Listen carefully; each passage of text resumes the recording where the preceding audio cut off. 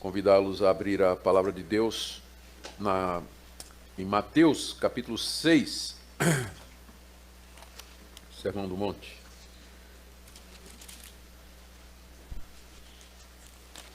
Apenas só para a introdução, aquilo que Jesus falou, para que nós tivéssemos cuidado. Do verso 15 ao verso 23, acautelai-vos dos falsos profetas, que se vos apresentam disfarçados em ovelhas, mas por dentro são lobos devoradores ou roubadores. Pelos seus frutos os conhecereis. Colhem-se porventura uvas dos espinhos ou figos dos abrolhos? Assim toda árvore boa produz bons frutos, porém a árvore má produz frutos maus. Não pode árvore boa produzir frutos maus, nem árvore má produzir frutos bons. Toda árvore que não produz bom fruto é cortada e lançada ao fogo. Assim, pois, pelos seus frutos os conhecereis. A palavra fruto aqui tem sido interpretado pelas pessoas como conduta, maneira de viver. Então, dizendo, e aí a implicação é que todo falso profeta, ele é moralmente errado, ele está fazendo alguma coisa errada. Só que fruto aqui é bem mais do que conduta, é ensino também. Porque você vai encontrar muitos líderes de seitas e de religiões falsas que você não tem o que dizer da vida dele. O problema não está na conduta dele, mas no que ele ensina, no erro que ele ensina. Então, fruto aqui envolve não somente a vida, as ações, mas também o ensino daquelas pessoas. Continuando, verso 21. Nem todo que me diz Senhor, Senhor, entrará no reino dos céus, mas aquele que faz a vontade de meu Pai que está nos céus. Muitos naquele dia hão de dizer-me, Senhor, Senhor, porventura não temos nós profetizado em Teu nome, e em Teu nome não expelimos demônios, e em Teu nome não fizemos muitos milagres? Então lhes direi explicitamente, nunca vos conheci, apartai-vos de mim, os que praticais a iniquidade. Aqui o Senhor Jesus disse que o fazer sinais e prodígios, profetizar no nome dele, expelir demônios e fazer milagres, isso não são provas ou marcas inquestionáveis de que alguém realmente é de Deus, porque falsos profetas podem fazer essas coisas. E no dia do juízo, Jesus vai dizer para eles, note que quando essas pessoas argumentaram, mas no teu nome nós fizemos todas essas maravilhas, a resposta, Jesus não questionou que eles tivessem feito, mas apenas disse, eu não conheço vocês, vocês que praticam a iniquidade, se apartem de mim.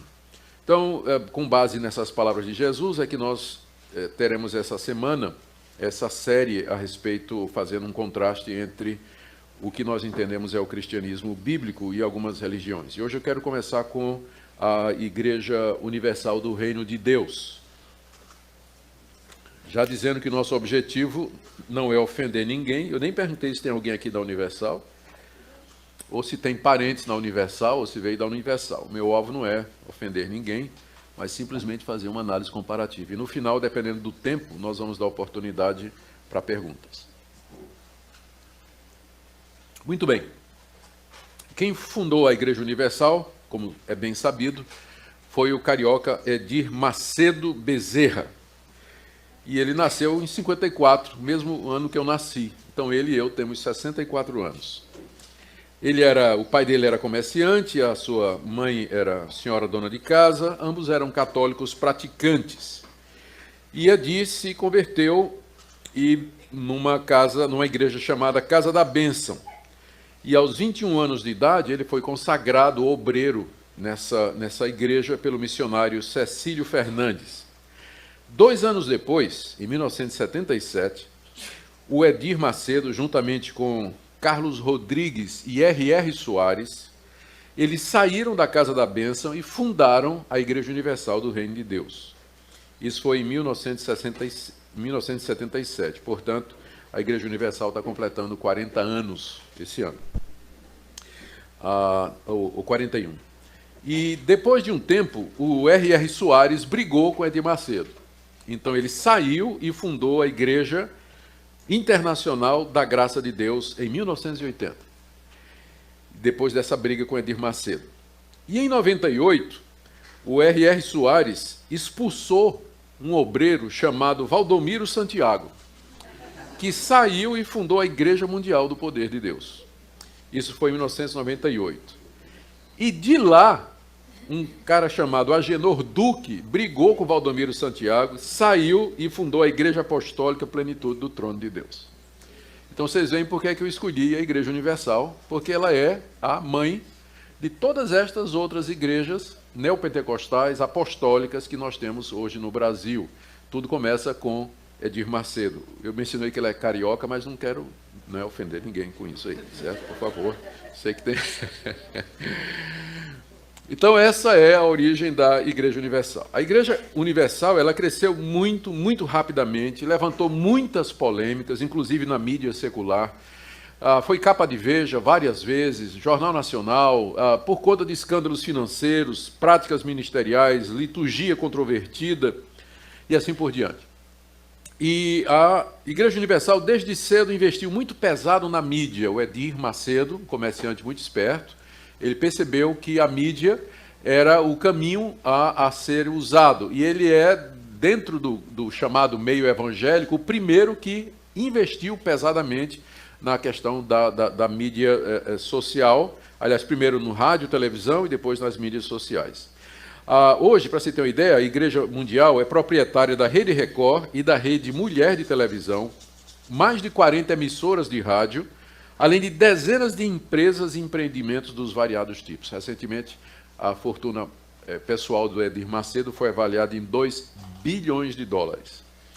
Segundo o censo de IBGE de 2010, portanto está defasado, mas é a última informação que nós temos, a IURD tinha perto de 2 milhões de membros. Ela já tinha sido maior, mas por conta dos escândalos, dessas divisões que eu falei e tudo, ela diminuiu um pouco de número. Segundo alguns, ela vem perdendo membros. Isso aí a comprovar. Ela conta com dezenas de vereadores e deputados e senadores estaduais espalhados pelo país. Também Edir Macedo entendeu que envolver-se na política seria bom para a igreja dele. Então, ele tem, de fato, a Igreja Universal tem dado apoio a muitos desses candidatos. Para vocês terem uma ideia, a Dilma esteve na inauguração do Templo de Salomão, algum tempo atrás, vou falar sobre o templo, né? Algum tempo atrás, lá em São Paulo. Então, esse é um pouco da história da Igreja Universal do Reino de Deus. Nós vamos ver agora, fazer uma análise crítica de algumas doutrinas e práticas da Igreja. Vou, em primeiro lugar, destacar os pontos em comum que a Igreja Universal tem com as chamadas igrejas cristãs e evangélicas. Se você entrar no site da Igreja Universal ou ler algumas das suas publicações, você vai ver que a Igreja Universal declara acreditar na Trindade, na divindade e na humanidade de Jesus Cristo, no céu, no inferno, no julgamento final, declara que a Bíblia é a palavra única e inerrante de Deus, crê na arrecadação de dízimos e ofertas, na realidade do pecado, na necessidade da salvação, na ressurreição dos mortos, na vida eterna e na segunda vinda de Cristo. Então, essa afirmação de que a Igreja Universal crê nessas coisas, coloca a Igreja Universal dentro do espectro mais amplo das chamadas igrejas cristãs evangélicas. Mas ela também tem crenças e práticas que a colocam dentro do círculo das igrejas pentecostais. A Igreja Universal crê no batismo com o Espírito Santo, como sendo uma segunda bênção, crê na prática das línguas, crê na cura divina. Então, ela é uma igreja evangélica pentecostal. E, entretanto, ela tem práticas que a colocam, na verdade, como uma igreja neopentecostal. Neopentecostalismo é um movimento que surgiu de dentro do pentecostalismo e que gira em torno da teologia da prosperidade, a ênfase na prosperidade material como sinal da bênção de Deus, nos ministérios de libertação das pessoas oprimidas por demônios e na utilização de objetos ungidos nos cultos como sendo meio de bênção para a vida dessas pessoas. Então, isso faz com que a Igreja Universal ela seja qualificada como sendo uma igreja neopentecostal. E ela, nesse ponto, não inovou isso, porque essa prática de ungir objetos, ter objetos que transmitem bênção e maldição, isso tudo já era ensinado pela Deus é Amor, Casa da Bênção, Brasil para Cristo, mas numa menor escala. Edir Macedo usou a mídia para popularizar isso aí. E hoje é a igreja que é mais conhecida por praticar isso, né? Teologia da libertação, da prosperidade, culto de libertação de demônios e assim por aí vai. O que é que nós podíamos dizer a respeito dessas práticas e dessas crenças? Primeiro, falar um pouquinho sobre a maneira como a Igreja Universal vê o mundo, né? Eu quero dizer para vocês que esses estudos, eles foram feitos, há cerca de uns 15 anos atrás, a Igreja Presbiteriana do Brasil determinou que um grupo de estudiosos e pastores fizesse uma análise do pensamento da Igreja Universal. E eu fui o relator dessa comissão. Durante meses eu me debrucei sobre os livros de Edir Macedo. Na época eu li tudo o que Edir Macedo tinha publicado. Assisti vídeos, ouvi programas de rádio. Então, esse estudo ele é basicamente em cima dessa pesquisa que foi feita há algum tempo atrás. Então, não é de ouvir dizer, mas de ler mesmo e de pesquisar. E esse meu relatório ele serviu de base para uma decisão da Igreja Presbiteriana do Brasil a respeito da Igreja Universal, que eu vou falar mais adiante. Mas então, essa maneira da Universal ver o mundo é bem diferente da visão bíblica. Do ponto de vista da Igreja Universal, o mundo está cheio de demônios e de anjos maus que procuram achar as mínimas brechas para se apossar da vida das pessoas, tanto de crentes como de descrentes. Edir Macedo, por exemplo, ele atribui a destruição dos lares, do casamento, a prostituição, o homossexualismo, o desemprego, enfermidades como epilepsia, AIDS e feridas incicatrizáveis. Ele diz que tudo isso é atividade de demônios, que os demônios atuam fazendo exatamente isso. Bom, o ensino bíblico é claro, não é? Nós sabemos que, de fato, Satanás ronda os crentes e as pessoas como um leão faminto, e que seus demônios procuram sempre que possível nos assaltar, nos tentar, nos afligir, nos levar ao pecado. Mas, biblicamente falando, seria errado dizer que os espíritos malignos são a explicação para todo o mal que existe no mundo, que é o que a Igreja Universal faz. Todo mal é do maligno para eles. Tudo que é de errado é causado pela ação de algum demônio. O que a gente entende que a Bíblia ensina e que é a verdade é que aviões podem cair, furacões podem destruir, pessoas podem ficar doentes, tomar decisões erradas em sua vida, estragar seus próprios casamentos, sem que necessariamente haja um demônio por detrás disso. Porque nós vivemos num mundo caído, que geme e suporta dores debaixo do cativeiro da corrupção por causa do pecado do ser humano. Isso está lá em Romanos, capítulo 8, do verso 18 ao verso 25. O apóstolo Paulo fala dos males que há nesse mundo e ele diz que estes males eles são resultado do pecado humano. Com isso nós queremos dizer que, da perspectiva bíblica, existe mal suficiente no coração humano para fazer toda essa desgraça que a gente conhece, sem precisar de demônios para isso. Os demônios não são os únicos responsáveis pelos males e desgraças e tristezas que existem no mundo. As próprias pessoas são, por conta das decisões erradas, das escolhas equivocadas que elas fazem, da maldade dos seus corações e assim por diante. Além disso, a Bíblia também diz que o próprio Deus, ele intervém na existência humana em julgamento. E que ele, às vezes, é o próprio Deus que traz o desastre, traz o sofrimento e a dor com o objetivo de levar as pessoas ao arrependimento. É o próprio Deus que faz isso. Quantas vezes na Bíblia nós encontramos isso aí? Por exemplo, eu vou citar aqui rapidamente, Jeremias capítulo 3, verso 5, entre muitas outras passagens. Eu nem me lembro direito porque é que eu escolhi essas aqui, né? Mas está aqui. Jeremias 3, 5, ele fala: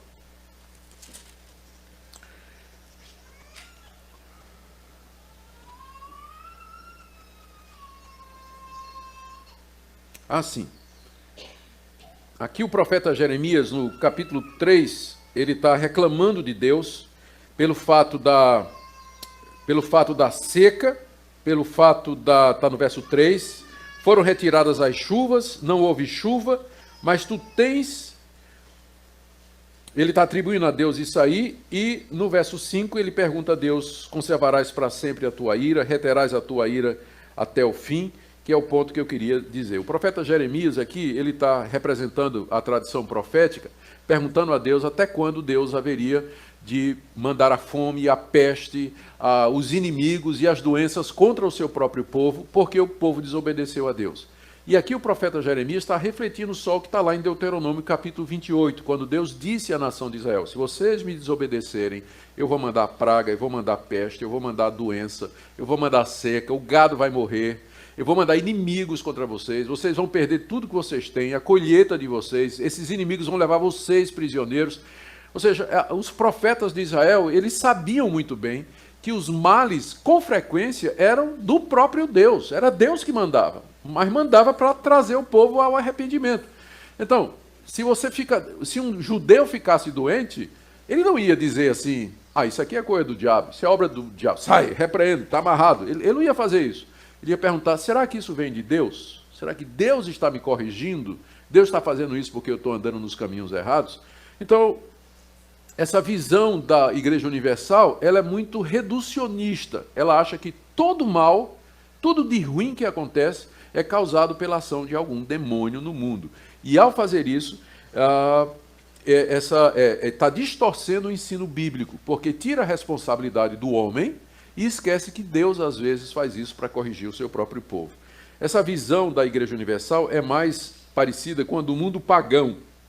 Lá no paganismo grego, na época de Cristo, muito influenciado pelo pensamento de Homero e pelas religiões de mistério, oriundas da Mesopotâmia, Frígia, Egito e Síria, deuses e demônios infestavam o mundo e o cotidiano, e o destino das pessoas dependia do relacionamento delas com essas entidades. Então as pessoas viviam com medo de ofender os deuses, medo dos demônios e tudo mais. Então é muito mais parecido com a visão da Igreja Universal do que a visão bíblica.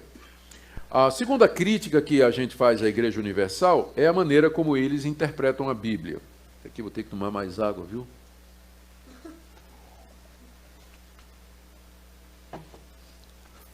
Essas crenças e práticas defendidas pela Igreja Universal, elas são apoiadas pelos seus líderes, missionários, pastores, por um sistema de interpretação da Bíblia extremamente deficiente.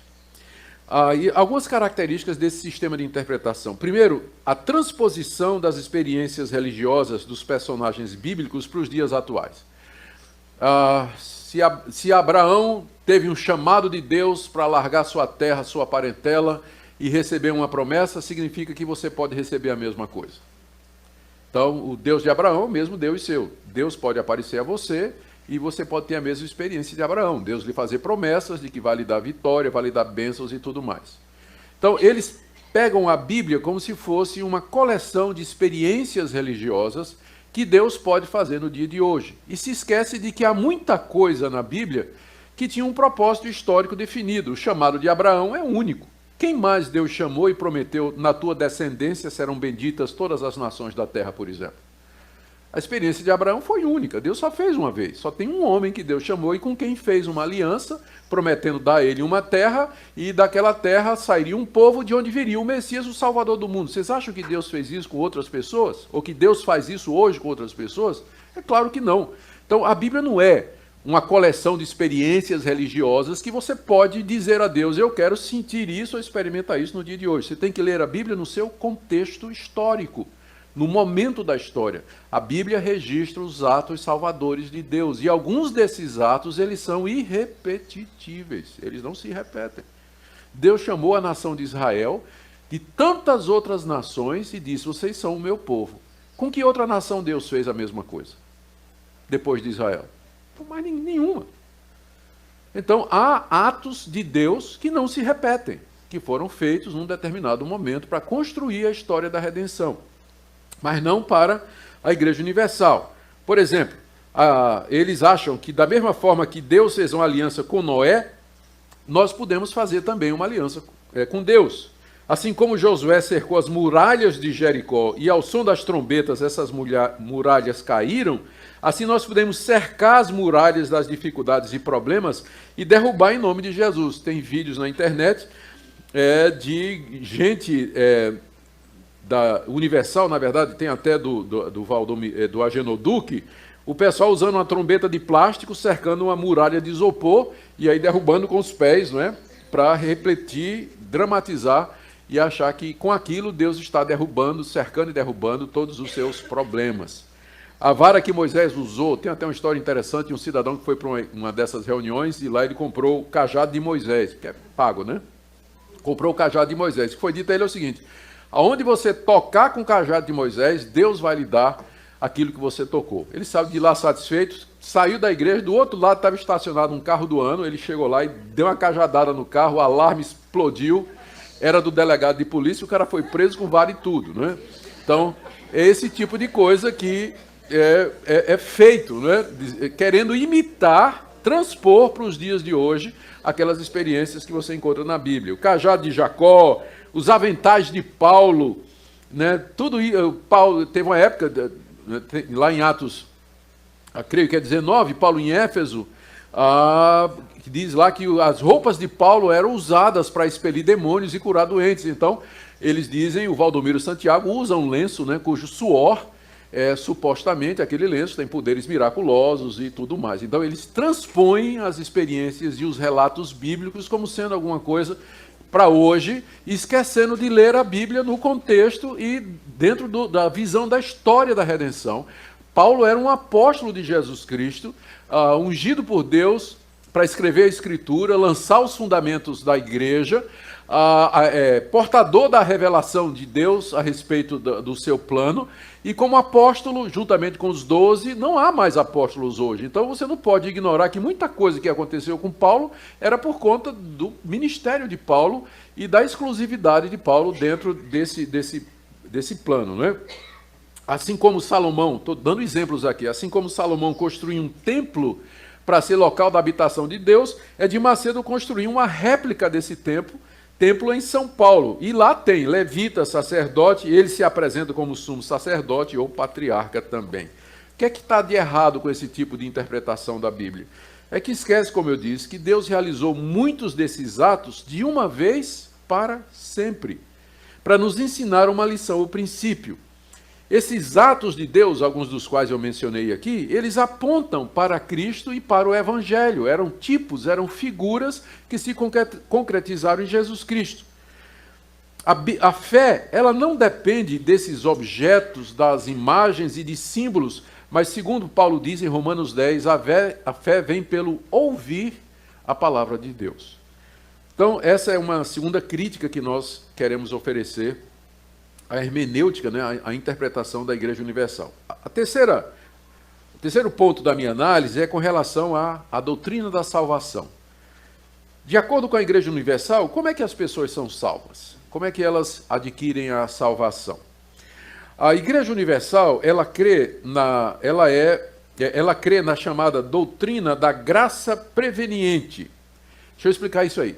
Ela acredita que existe uma capacidade inerente ou latente no coração das pessoas para crer na mensagem do Evangelho, de forma que a pessoa não precisa ser regenerada, tocada ou iluminada por Deus, porque todo mundo tem o poder de decidir se ele quer crer ou não, tem o poder de aceitar ou rejeitar o Evangelho. Então isso faz parte de cada pessoa, é o que ele acredita.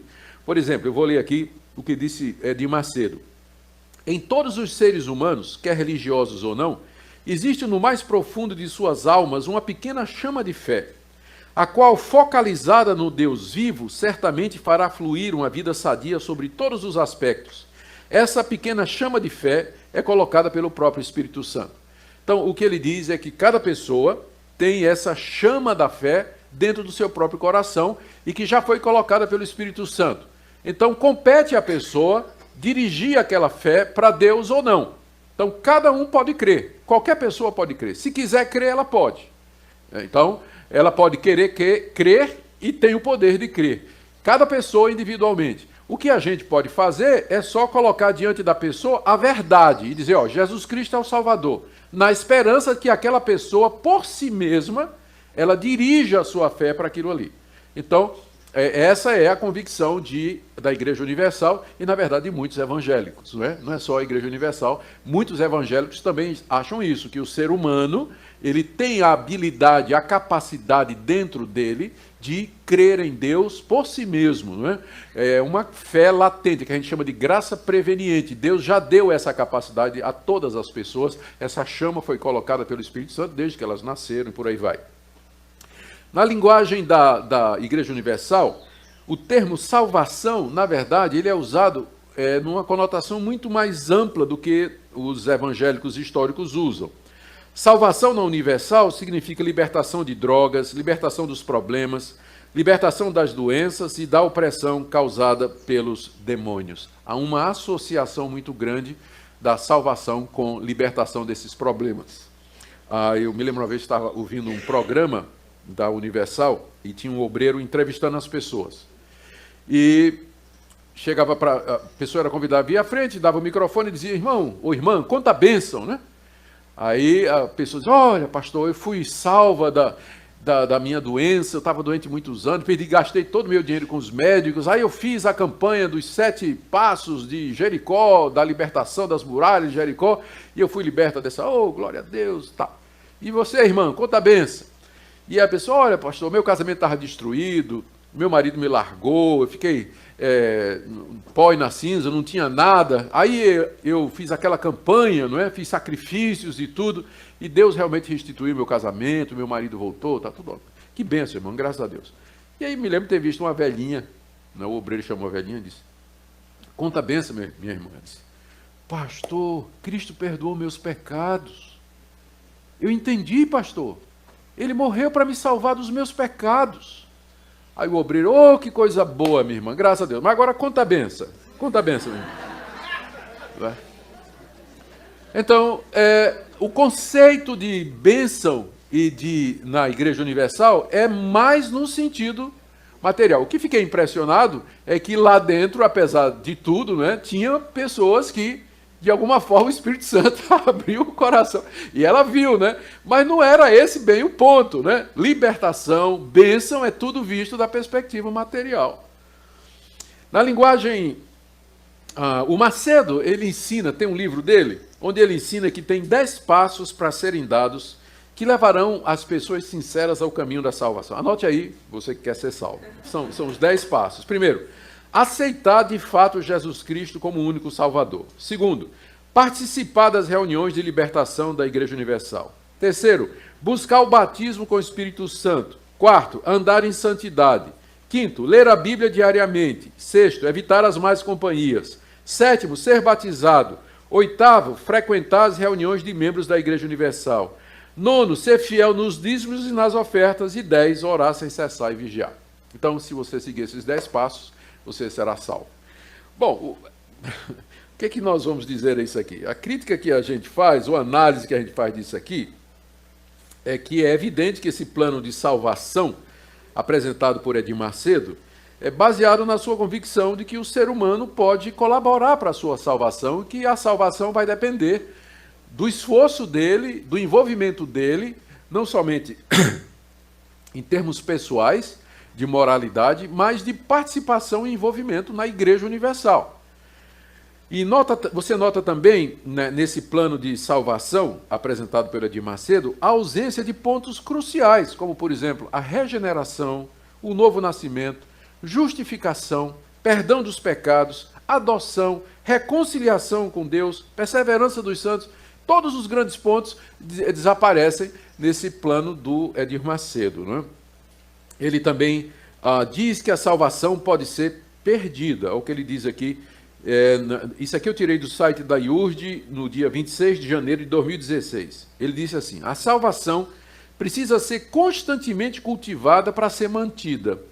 Infelizmente, há pessoas que não tomam os devidos cuidados para mantê-la e a consequência disso é a morte espiritual.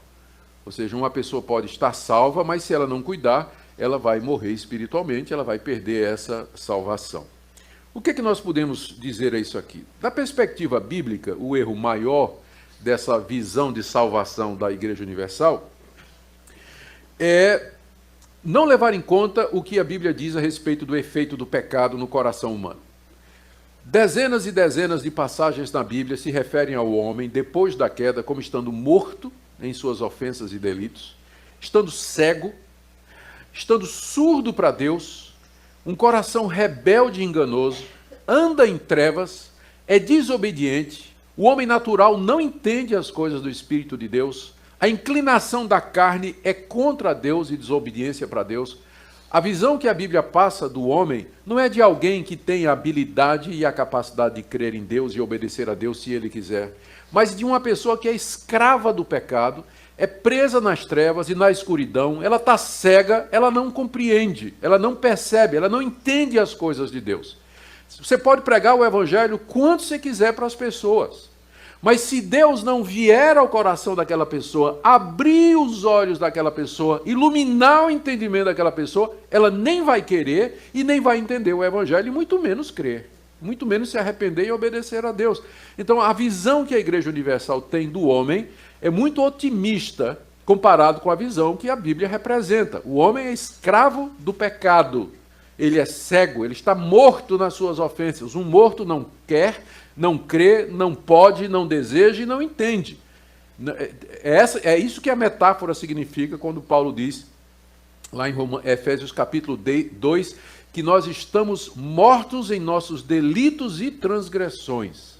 Essa é a situação do ser humano, ele já nasce debaixo dessa situação.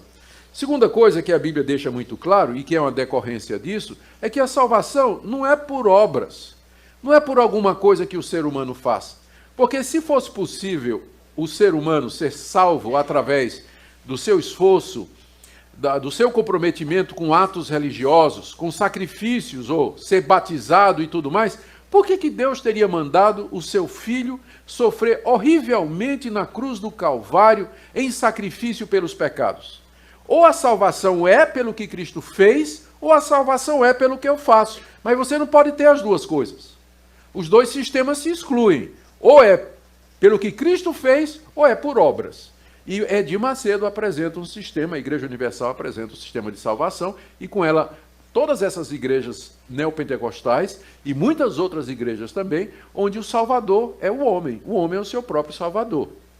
Ele pode crer em Deus, ele pode perseverar, ele pode fazer atos e fazer sacrifícios, se envolver com compromissos e atividades na sua própria igreja, de maneira a garantir a sua salvação. Esquecendo que é pela graça sois salvos por meio da fé, e isso não vem de vós, é dom de Deus, não vem de obras, para que ninguém se glorie. Esse é o ponto central, a crítica maior que é feita à Igreja Universal e às igrejas que saíram dela, porque elas apresentam a salvação do homem como sendo resultado da perseverança, do esforço e do apego do homem a Deus. Sem a graça de Deus, sem a ação do Espírito Santo, sem a misericórdia e a intercessão de Jesus Cristo em nossa vida, nenhum de nós aqui jamais será salvo. Nossos esforços, eles são em vãos e insuficientes. Agora vamos falar um pouquinho sobre cura divina. O Macedo entende que as doenças, elas são um resultado direto da operação de espíritos malignos. Aqui eu vou ler uma entrevista que ele deu nas páginas amarelas da Veja, alguns anos passados. Ele fez a seguinte declaração, que há pessoas que têm feridas nas pernas que não cicatrizam nunca. Por quê? Aquilo é um espírito que está alojado ali. Aqueles que têm dor de cabeça constante, dor na espinha, tem alguém aqui com dor nas costas? Aquela que não há médico que descubra a causa, isso é resultado da ação de um espírito maligno. Então, o Macedo acredita que os espíritos malignos, eles entram na vida, inclusive dos crentes, e provocam determinadas doenças, geralmente são aquelas doenças incuráveis, que não tem resposta de médico, não tem remédio que resolva, então tem um espírito alojado ali na vida daquela pessoa.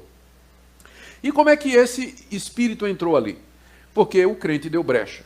Ele cometeu algum pecado, ele levou para casa algum objeto da bruxaria, Eu li uma vez no livro da Neuza Itioca, uma experiência que ela contou, de um missionário muito crente que, de repente, morava, né, era missionário na África, e depois de um tempo ele voltou para o Brasil, e, de repente, tudo começou a dar errado na casa dele, perdeu os seus bens, gente ficou doente e tudo mais. E aí, então, trouxeram uma profetisa de uma dessas igrejas, e a mulher foi lá, não é?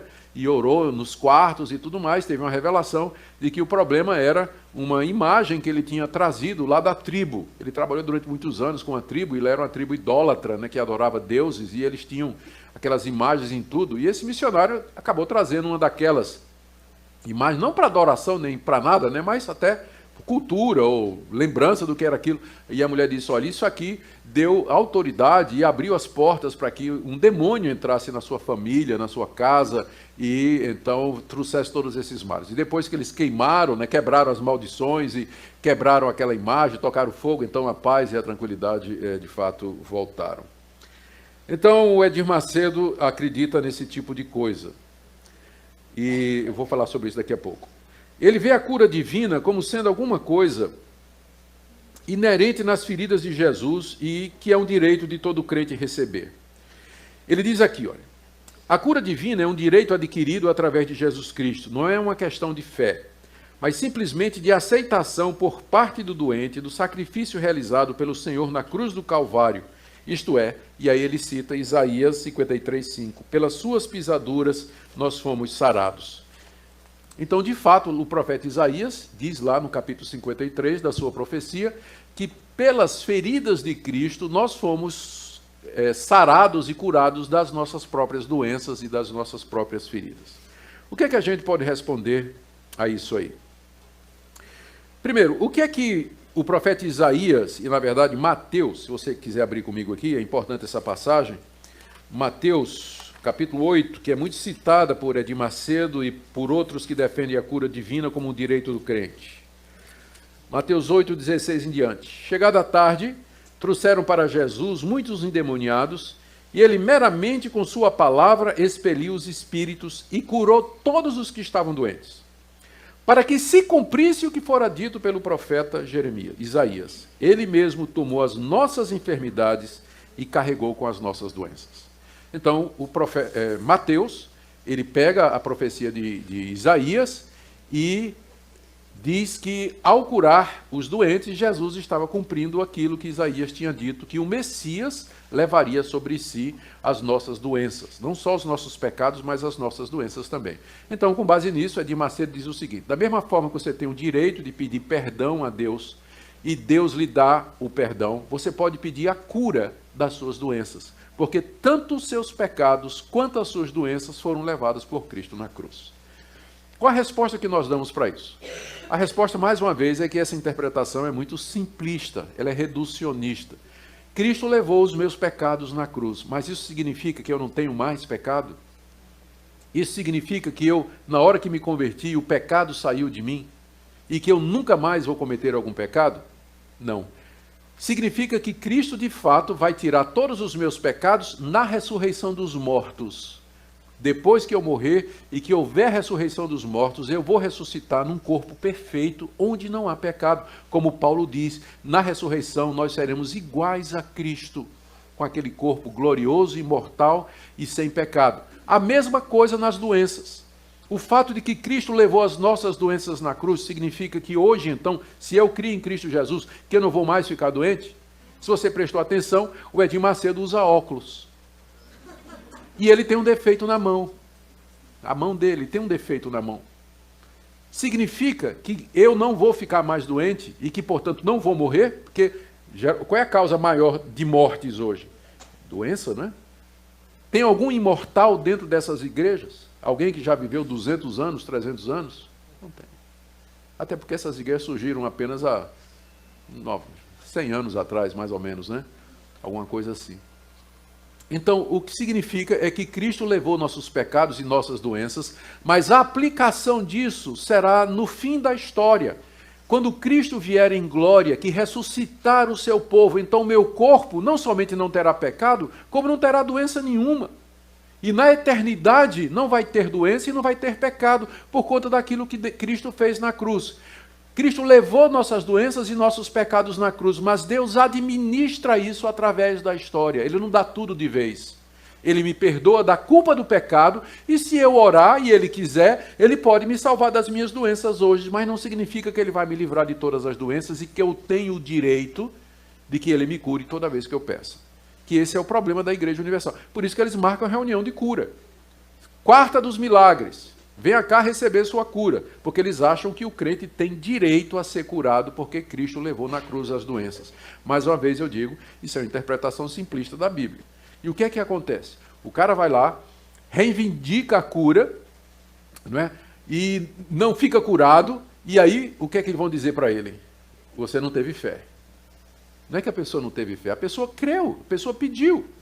Mas só que ela pediu uma coisa que Deus nunca prometeu, que sempre haveria de curar as nossas doenças. E quando vem a decepção, aí larga a igreja, acha que Deus é mau, ou que Deus não existe. Por isso que tem tanto desigrejado hoje. É gente que ficou decepcionada com essas promessas que foram feitas nessas igrejas e que nunca aconteceram. E as pessoas, em vez de perceber que foram enganadas por um falso profeta, acham que o problema é de Deus, ou que o problema é a fé que eles não têm, trazendo desilusão e um grande problema para a igreja evangélica. Outra coisa, nem toda doença é causada por demônio, não. Se você comer demais, não precisa de um demônio para, né, para a barriga chegar primeiro e você chegar depois. Não precisa de um demônio para isso. Se você não dorme o suficiente, se você trabalha e não cuida do seu corpo, você vai ter problema. Não precisa de Satanás para isso, não. Então tem doenças que são resultado de hábitos errados nossos, escolhas erradas que nós fazemos. E aquelas outras que não são, elas não foram necessariamente causadas por um demônio. Tem pessoas que nascem, né, muita gente nasce com problemas, tanto fisicamente quanto emocionalmente e psicologicamente. E não foi necessariamente um demônio, mas é o resultado da queda, do pecado da raça humana. O pecado nos afetou e a nossa descendência. De maneira que os nossos filhos, eles nascem com defeito moral, eles já nascem inclinados para o mal, e com defeito físico, defeito psicológico, emocional. Já nasce com isso. Não precisa o diabo para isso. A Bíblia é muito clara quando fala sobre isso. Também Deus nem sempre quer curar. Nem sempre Deus quer curar. Paulo pediu para Deus tirar um espinho na carne. 3 vezes pediu a Deus e a resposta de Deus foi não. O profeta Eliseu diz lá no segundo livro dos Reis, no ano em que o profeta Eliseu morreu da doença em que ele havia de morrer. Eliseu tinha ressuscitado o filho da mulher de Sarepta, tinha multiplicado pães, tinha feito levitar um machado. Se tinha um homem de fé no Antigo Testamento, era o profeta Eliseu, que era o sucessor de Elias, mas ele morreu doente. Paulo não conseguiu curar Timóteo, mandou que ele tomasse vinho com água, uma sangriazinha discreta ali, né, para não provocar os irmãos que não gostam de vinho. Então Paulo mandou Timóteo misturar um pouco de água com vinho por causa, veja só o que Paulo diz, do teu estômago e das tuas frequentes enfermidades. Timóteo, um homem de Deus, companheiro de Paulo, o grande apóstolo dos gentios, que curava a gente só com a roupa, mas não curou Timóteo. Passou um remedinho caseiro, né? Muito bom para úlcera, inclusive, né? Passou um remedinho caseiro para resolver o problema de Timóteo.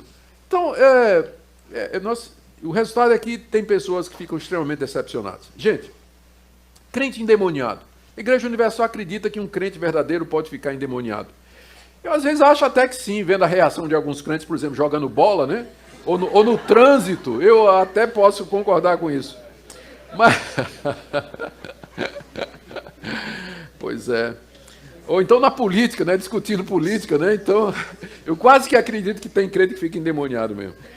Mas essa crença de que um crente verdadeiro pode ficar endemoniado, ela não é resultado de reflexão bíblica séria, mas de observações pessoais. Ó. O Macedo diz num livro dele, literalmente, abre aspas, esse capítulo, o título do livro é Crentes Endemoniados. O título do capítulo é Crentes Endemoniados. Ele diz assim, esse capítulo não existiria se eu não tivesse visto constantemente pessoas de várias denominações evangélicas caírem endemoniadas como se fossem macumbeiras ao receber a oração da fé. Então, em que é que ele baseia a declaração dele de que crente fica endemoniado? É que nas reuniões da Universal, quando ele vai fazer a oração da fé, presbiteriano, batista, metodista e tudo mais, tudo cai, né, como se fosse macumbeiro e tivesse endemoniado. Então, essa é a explicação que ele dá. Se a oração da fé é para expelir demônio e o presbiteriano cai na hora que você faz a oração da fé, qual é a conclusão? Estava endemoniado. Que estava endemoniado. E ele acredita nisso mesmo. Segundo ele, se o crente cair em pecado, ele pode ser possuído por um demônio. Bem, o que é que nós podemos dizer sobre isso? Bom, eu não sei explicar por que essas pessoas caem, né? Tem várias explicações. Tem o charlatanismo, né? Gente que é paga para fazer isso. Tem gente que nunca foi crente, né, de verdade. E tem todo esse aspecto psicológico, sem negar a possibilidade de possessão demoníaca real. Eu creio que há possibilidade, sem dúvida, não só possibilidade, mas há casos de pessoas que ficaram de fato endemoniadas. Mas daí fazer essa generalização é ignorar o que diz a Bíblia a respeito desse assunto. Por exemplo, a Bíblia nos diz que o Senhor Jesus Cristo realizou uma obra completa por nós e que seu Espírito Santo habita no verdadeiro crente.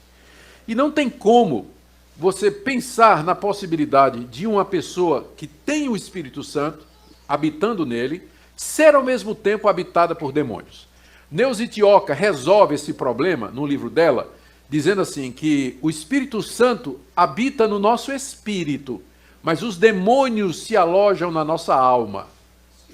Então, essa explicação só vale se você acreditar que o homem é corpo, alma e espírito. Mas grande parte dos evangélicos acha que, com razão, que espírito e alma é a mesma coisa. É apenas o aspecto espiritual do homem, que a Bíblia às vezes chama de alma, às vezes chama de espírito. Então ela faz essa distinção para poder explicar, porque ela percebe que é um problema. Como é que você admite que uma pessoa que tem o Espírito Santo, ao mesmo tempo tem um demônio morando dentro dela? Então eles fazem essa compartimentalização. Além do mais, faltam exemplos no Novo Testamento. Não tem nenhum exemplo no Novo Testamento de Jesus ou os apóstolos expulsando demônios de quem já era discípulo de Cristo. Nunca. Sempre a expulsão de demônio era de pagão, era de ímpio, de gente que não conhecia Jesus Cristo. Mas não há um único caso de um cristão tendo um demônio expelido no Novo Testamento. Há várias passagens do Novo Testamento que dizem que um crente não pode ser possuído. 1 de João, por exemplo, no final da 1 de João. O apóstolo João diz, maior é o que está em nós do que aquele que está no mundo. E também João diz assim, se alguém é de Cristo, o diabo não lhe toca. Tocar ali não é que o diabo não possa tentar, mas que ele não se apossa de mim, ele não me domina, ele não controla mais a minha vida, ele perdeu esse controle no dia que Cristo entrou na minha vida pelo Espírito Santo. Então esse tipo de ensino diminui a obra de Cristo, diminui a obra do Espírito Santo, diminui o poder de Deus e faz do diabo aquilo que ele não é. Dá ao diabo um cartaz, né, uma posição que o diabo, na verdade, não tem. Maldição hereditária. Estou chegando no fim, gente. Maldição hereditária. Olha, isso aqui se espalhou pelo meio evangélico de uma forma terrível. Olha o que é que diz Macedo sobre espíritos familiares. Ele diz que esses espíritos familiares acompanham as gerações de uma família, causando sempre o mesmo mal. Ele diz assim, ó, veja, por exemplo, fulano de tal é bêbado, mas tinha um pai que era bêbado e um avô que era bêbado, e um bisavô que era bêbado. Então tem um espírito maligno que acompanha a família, fazendo com que sempre tenha bêbado naquela família. Fulano é adúltero, mas o pai também era adúltero, e o avô também foi adúltero, e o bisavô também foi adúltero. Então, como é que explica isso? É porque tem um espírito familiar que acompanha aquela família, fazendo com que isso sempre aconteça ali. Fulano é divorciado, mas veja, o pai também era, o avô também era, e assim por diante. Aí ele faz, olha o que ele diz aqui. Existe um espírito que só atua na destruição do lar. É o chamado espírito familiar. Você pode verificar isso a partir das etapas que o casal enfrenta na vida. Esse espírito normalmente vem dos pais. Olha só o que ele está dizendo aqui. Se eles são divorciados, o mesmo espírito que destruiu o lar dos pais vai tentar o lar dos filhos, o lar dos netos, dos bisnetos. Essa é uma herança maldita. O espírito familiar passa de pai para filho por todas as gerações, até que a pessoa tenha um encontro com Jesus, e aí corta-se a maldição. Como é que o espírito passa do pai para filho? Através do sêmen. Através do sêmen. Ele vai e passa através do sêmen, e aí ele está na família, está no gene, né, aquele espírito. Então você tem que quebrar essa maldição, senão o seu filho ele vai receber esse mesmo espírito que destruiu sua vida e o seu lar.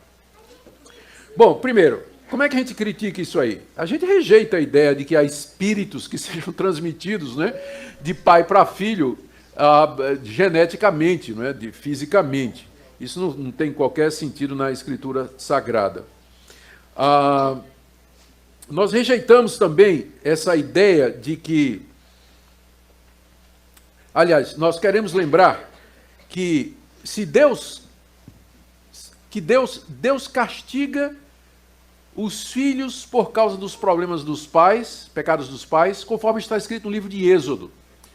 Não farás para ti imagem de escultura, não as adorarás, nem lhes darás culto, porque eu sou Deus zeloso, Deus que visito a maldade dos pais nos filhos até a 3ª e 4ª geração daqueles que me aborrecem.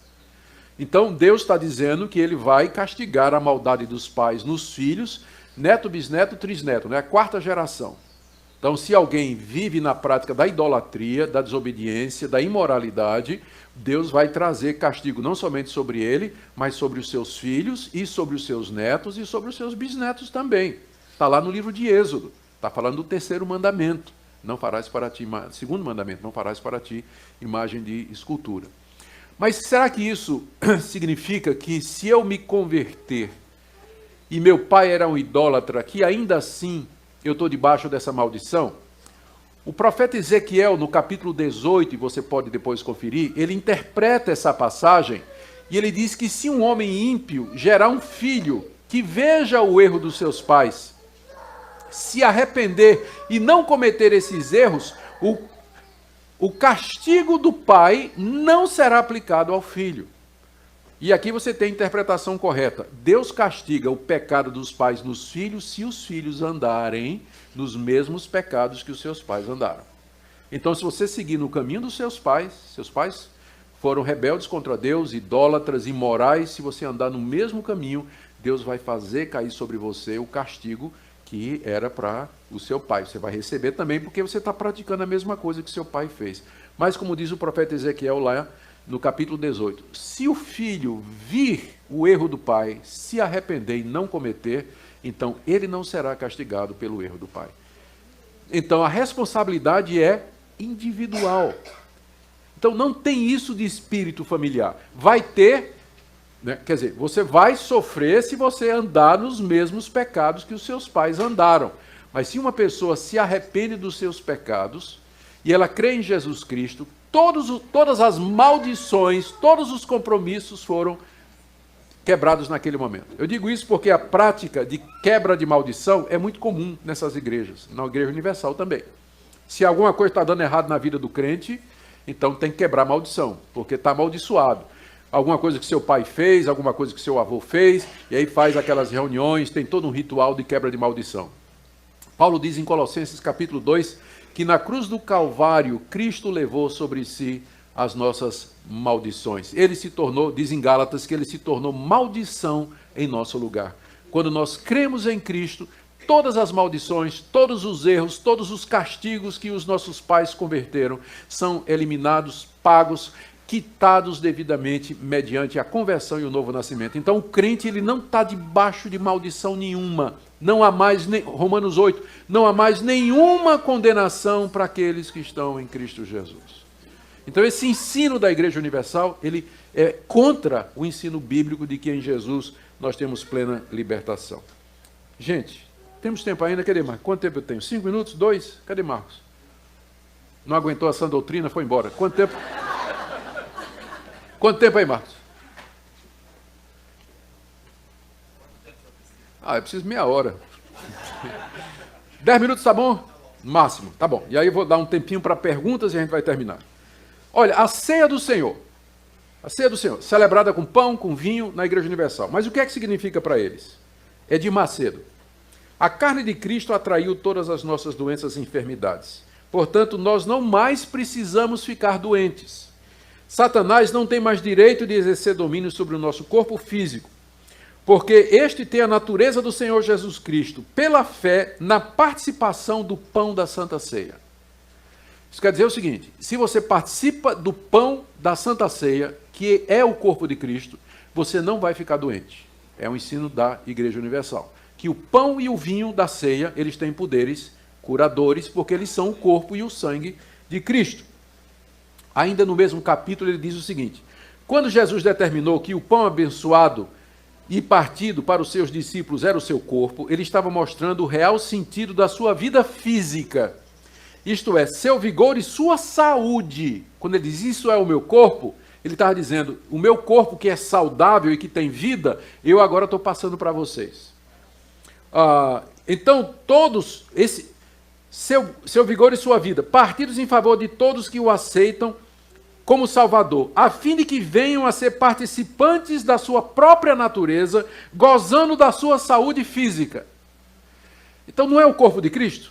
Se você come o corpo de Cristo, você vai ter a saúde de Cristo. Que não tinha doença nenhuma, porque não tinha pecado, né? Isso que ele esquece. Isso que ele esquece. Então, ele transforma aquilo que é um símbolo espiritual da morte de Cristo na cruz por nós, como sendo um meio de cura e de saúde perpétua. Então, para você ser curado das suas doenças, você tem que participar da ceia do Senhor, porque você recebe a saúde de Cristo, ensina Edir Macedo.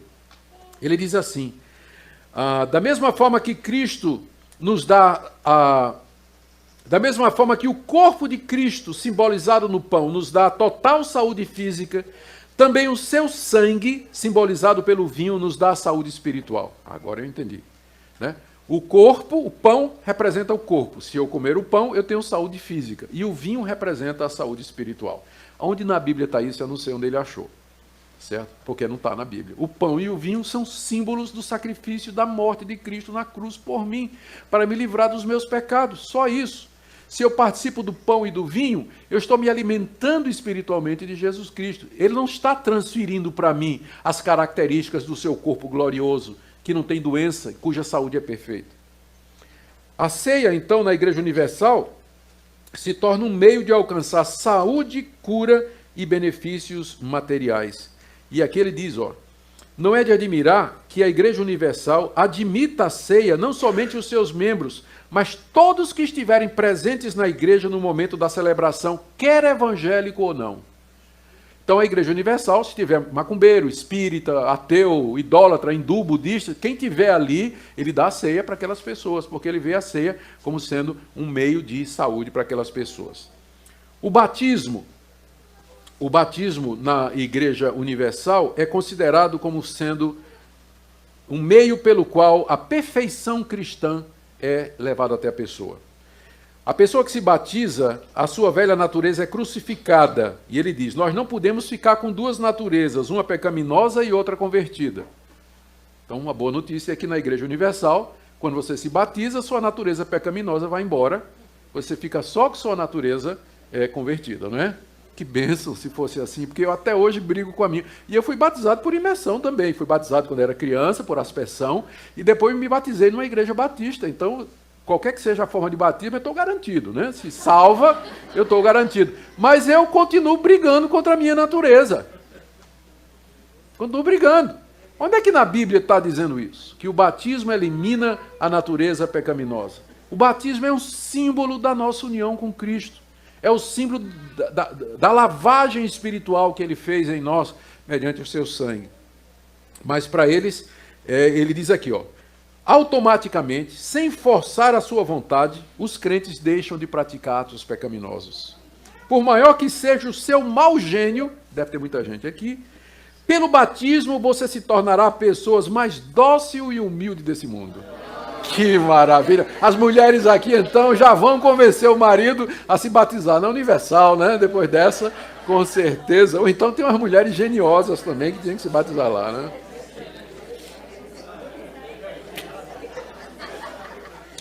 Eu tirei isso aqui do site da Igreja Universal em janeiro de 2016. No batismo é sepultada a natureza humana. isto é, o pecado, e nasce uma nova pessoa disposta a realizar a vontade de Deus na terra. Bom, não preciso dizer mais nada. Dízimos e ofertas. Eita. Olha, na Igreja Universal, dízimos e ofertas são tão sagrados quanto a palavra de Deus. Olha o que diz aqui no site da Igreja Universal. A Universal crê que os dízimos e ofertas são tão sagrados quanto a palavra de Deus. Os dízimos significam fidelidade e as ofertas o amor do servo para com o seu Senhor.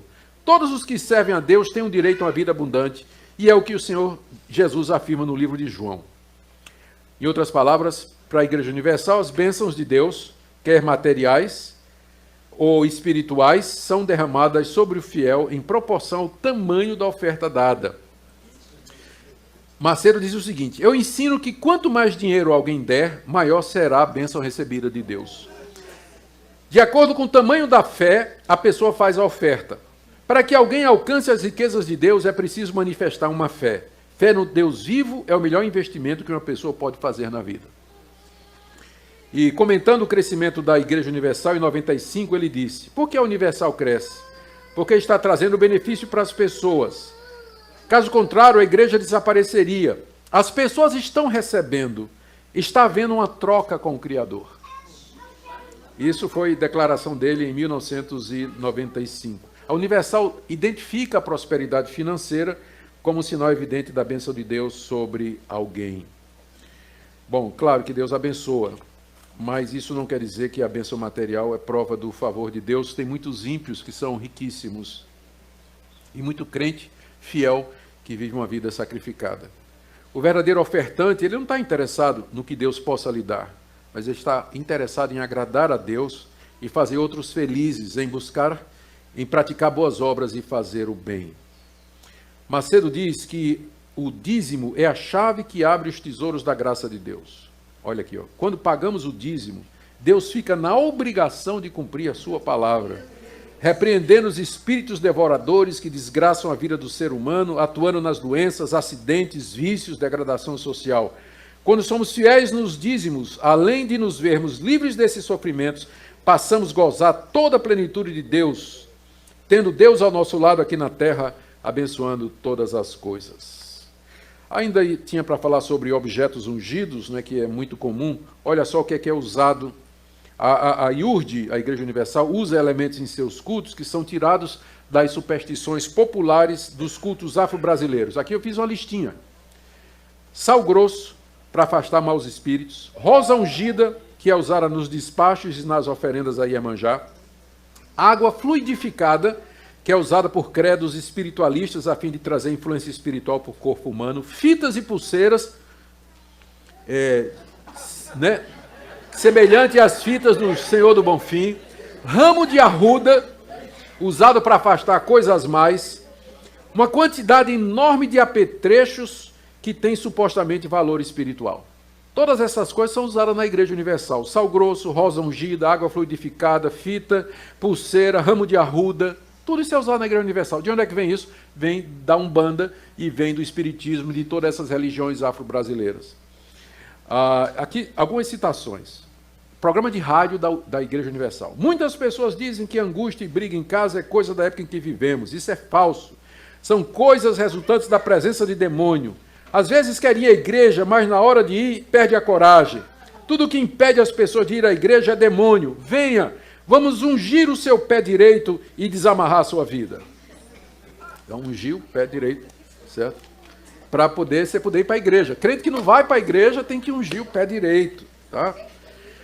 Outra, participe da campanha da Arruda contra os maus espíritos da última sexta-feira do mês.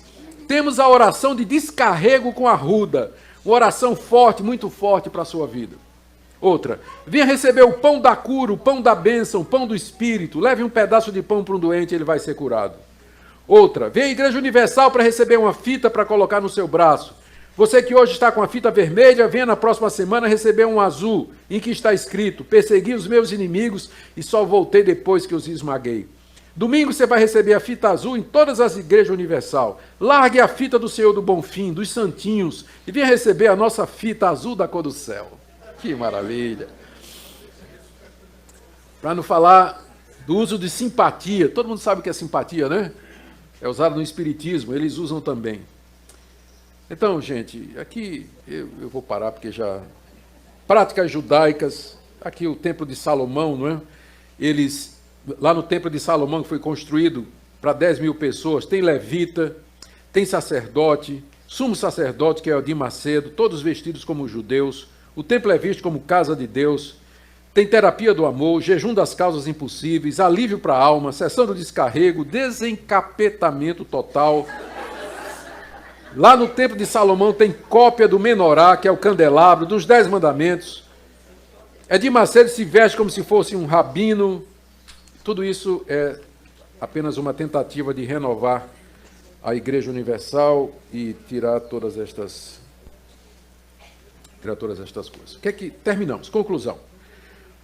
Eu sei que a Igreja Presbiteriana do Brasil não pode falar pelas outras igrejas, mas apenas citando, né, eu sou um pastor presbiteriano, mas há cerca de 10 anos atrás a Igreja Presbiteriana do Brasil declarou que, no entendimento dela, a Igreja Universal é uma seita. Não é uma igreja evangélica, não é. Ela tem a linguagem, tem essas práticas, ela é oriunda de uma igreja supostamente evangélica, mas hoje ela é uma seita. Então, tanto é que se alguém é da Igreja Universal e quer se tornar membro de uma igreja presbiteriana, ele tem que ser rebatizado. Ele tem que fazer todo um curso, tem que ser rebatizado, fazer profissão de fé, porque nós não aceitamos a Igreja Universal. Isso não quer dizer que não haja na Igreja Universal pessoas, como aquela mulher que eu citei, que não se convertam, que não conheçam a verdade. Na verdade, eu conheço muita gente que se converteu na Universal, depois ficou com os olhos abertos e saiu quando viu que estava realmente dentro de uma seita. Deus é tão misericordioso que ele usa a pouca verdade que existe nesses lugares para trazer essas pessoas ao conhecimento da verdade. Então, que Deus nos dê sabedoria, graça, misericórdia, para nós mesmos não sermos tentados a cair em práticas que não estão de acordo com a palavra de Deus. Senhor nosso Deus, muito obrigado pela tua palavra, que é tão clara e nos ajuda. Nós oramos por aquelas pessoas que estão dentro dessas seitas, que o Senhor possa abrir os seus olhos para que conheçam a verdade simples do Evangelho, em vez de serem iludidas por falsos profetas que têm interesse apenas financeiro, em poder. Nós pedimos que o Senhor tenha misericórdia dos que são teus. Em nome de Jesus. Amém.